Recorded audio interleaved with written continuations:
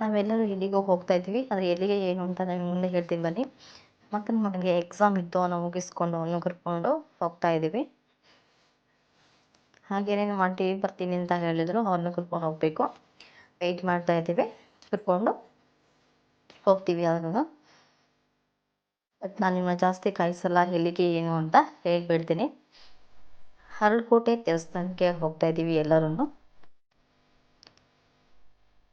ಅದು ಅರಳಕೋಟೆ ದೇವಸ್ಥಾನ ಹತ್ತಿರ ಇದೆ, ಆದರೆ ಬಸ್ ವ್ಯವಸ್ಥೆ ತುಂಬಾ ಕಮ್ಮಿ ಇದೆ ನಮಗೆ. ಅದಕ್ಕೆ ಆಟೋದಲ್ಲೇ ಹೋಗೋಣ ಅಂತ ಎಲ್ಲ ಹೇಳಿ ಹೊರಟ್ವಿ. ನೋಡಿ, ಇಲ್ಲೇ ಬಸ್ಗಳು ಮತ್ತು ಕಾರು, ಬೈಕು ಎಲ್ಲ ಇಲ್ಲಿಂದಲೇ ನಿಲ್ಸೋಕ್ಕೆ ಸ್ಟಾರ್ಟ್ ಮಾಡಿಬಿಟ್ಟಿದ್ದಾರೆ. ನಿಮ್ಗೆ ಕಾಣ್ತಿರ್ಬೋದು, ದೇವಸ್ಥಾನ ಅಲ್ಲೇ ಇದೆ, ತುಂಬ ಹತ್ತಿರ ಇದೆ.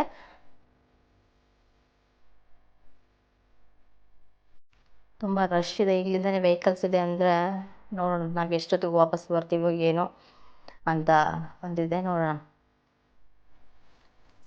ಹಾಗೆ ನಿಮ್ಮ ದೊಡ್ಡಮ್ಮವರು ಅವ್ರ ಅಕ್ಕ ಮತ್ತು ತಂಗಿ ಎಲ್ಲ ಬಂದಿದ್ದರು.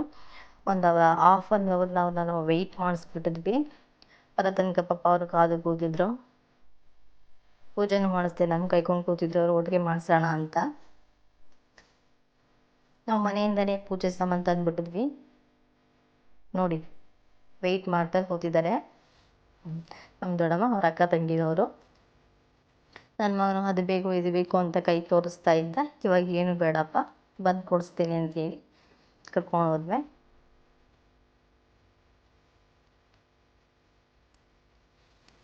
ಫಸ್ಟ್ ಪೂಜೆ ಮಾಡಿಸೋಣ ಅಂತ ಹೇಳಿ ಪೂಜೆ ಮಾಡಿಸೋದಕ್ಕೆ ಹೊರಟ್ವಿ.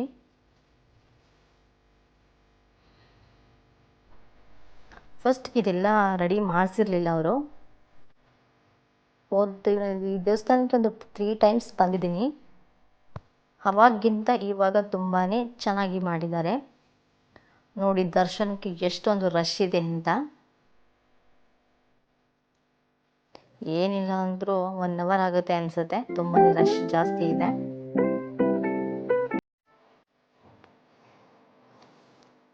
ನಾವು ಬೆಳಿಗ್ಗೆನೇ ಬರಬೇಕು ಅಂತ ಅಂದ್ಕೊಂಡ್ವಿ. ಬೆಳಿಗ್ಗೆ ಟೈಮ್ ಬರೋಕ್ಕಾಗಲಿಲ್ಲ. ಈ ಮಕ್ಕಳನ್ನ ಕರ್ಕೊಂಡು ತಿನ್ನಿಸ್ಕೊಂಡು ಟೈಮ್ ಆಗುತ್ತೆ ಅಲ್ಲ, ಅದಕ್ಕೋಸ್ಕರ ಎಕ್ಸಾಮ್ ಇತ್ತು ಅವ್ನಿಗೂ, ಒಟ್ಟಿಗೆ ಅವನು ಮುಗಿಸ್ಕೊಂಡು ಹಿಂಗೆ ಬಂದರೆ ಅಳ್ತಾ ಇರ್ತಾನೆ ಅಂತ ಹೇಳಿ ಸ್ವಲ್ಪ ಲೇಟಾಗೆ ಬಂದ್ವಿ. ಮನೆ ಬಿಟ್ಟಾಗಲೇ ಒಂದು 11 ಗಂಟೆ ಆಗೋಗಿತ್ತು. ಇವಾಗ ಇಲ್ಲಿ ಬರೋ ತನಕ ಒಂದು 12 ಆಯಿತು. ಅಲ್ಲಿ ಇಷ್ಟೋ ತನಕ ರಶ್ ಆಗಿದೆ. ಬಟ್ ಇವರು ಇಳ್ತಾ ಇರಲಿಲ್ಲ, ಕೆಳಗಡೆ ಬಿಡು ಅಂತ ಇದ್ರು. ಬಿಟ್ಟರೆ ಸಾಕು ಮುಂದೆ ಓಡಿ ಹೊರಟೋಗ್ತಾ ಇದ್ರು. ಕರ್ಕೊಂಬರೋದೇ ಆಗ್ತಾಯಿತ್ತು ನಮ್ಮ ವಿಜಯ್ಗೆ. ನೀವು ಒಂದ್ಸರಿ ಹೋಗೋದು, ಅವನೊಂದ್ಸರಿ ಹೋಗೋದು, ಇವರಿಬ್ಬರನ್ನ ಕರ್ಕೊಬರೋ ತನಕ ಮಧ್ಯೆ ಹೋಗಿ ನಿಲ್ಕೊಂಡು ಹೊರಟೋಗೋರು. ಅವ್ರನ್ನ ಕರ್ಕೊಂಡು ಬಂದು ಪಾಪ ತಂದು ಕೊಡ್ತಾ ಇದ್ದ. ಈಗ ದರ್ಶನಕ್ಕಂತ ಒಳಗಡೆ ಹೋಗ್ತಾ ಇದ್ದೀವಿ. ಆದರೆ ಫೋಟೋ ತೆಗಿಯೋಂಗಿಲ್ಲ ಅಂತ ಹೇಳ್ತಾಯಿದ್ರು ಹೊರಗಡೆನೆ. ಇಲ್ಲೇ ಆಫ್ ಮಾಡಿ ಫೋನ್ನ, ಒಳಗಡೆ ಹಲೋ ಇಲ್ಲ, ರೆಕಾರ್ಡ್ ಮಾಡೋಂಗಿಲ್ಲ, ಫೋಟೋಸ್ ತೆಗಿಯೋಂಗಿಲ್ಲ ಅಂತ ಹೇಳಿದ್ರು. ಸರಿ ಬಿಡಿ ಅಂತೇಳಿ ಹಾಗೆ ಮನೆಯೊಂದು ಫೋಟೋ ಇತ್ತು ಬೇರೆದು, ಹೋಗಿದ್ದಾಗ ತಗೊಂಡಿದ್ದು ಫೋಟೋಸ್ ಅದನ್ನೇ ಹಾಕಿದ್ವಿ. ದರ್ಶನ ಮುಗಿಸ್ಕೊಂಡು ಹೊರಗಡೆ ಬಂದ್ವಿ.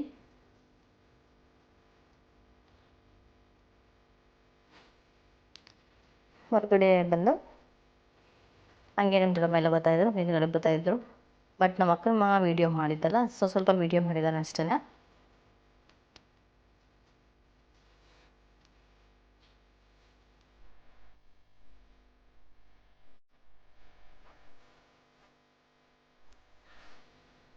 ಈಗಲೇ ಪ್ರಸಾದ ಕೊಡ್ತಾಯಿದ್ರು, ಹಾಗೆಯೇ ಅದನ್ನು ತೊಗೊಂಡು ಹೋಗೋಣ ಅಂತೇಳಿ ಮತ್ತೆ ಪ್ರಸಾದ ತೊಗೊಳೋದಕ್ಕಿಂತ ಹೊರಟ್ವಿ. ಈ ರಶನ್ನು ನಾವು ತೊಗೊಳೋದಕ್ಕಾಗಲ್ಲ ಅಂತೇಳಿ ನಮ್ಮಮ್ಮ ನಾವು ಹೋಗಿ ಬರ್ತೀವಿ, ನೀವು ತೊಗೊಂಡು ಬರ್ತೀನಿ ಅಂತ ಹೇಳಿದ್ರು. ಮತ್ತು ಹಂಗೆ ಪ್ರಸಾದ ತೊಗೊಂಡು ಮತ್ತು ಇನ್ನೊಂದು ದೇವಸ್ಥಾನ ಅಲ್ಲಿತ್ತು, ಒಂದು ಹಾಫ್ ಕಿಲೋಮೀಟ್ರ್ ಆಗುತ್ತೆ ಹೇಳಿ, ಅಲ್ಲಿಗೂ ಹೋಗಿದ್ವಿ. ನಮ್ಮ ದೊಡ್ಡಮ್ಮವ್ರು ಬರಲಿಲ್ಲ, ಬಟ್ ನಾವು ಮಾತ್ರ ಹೋಗಿ ಬಂದ್ವಿ. ಇನ್ನು 2-3 ದೇವಸ್ಥಾನ ಇತ್ತು, ಬಟ್ ನಾನು ವೀಡಿಯೋ ಮಾಡೋಕ್ಕಾಗಲಿಲ್ಲ.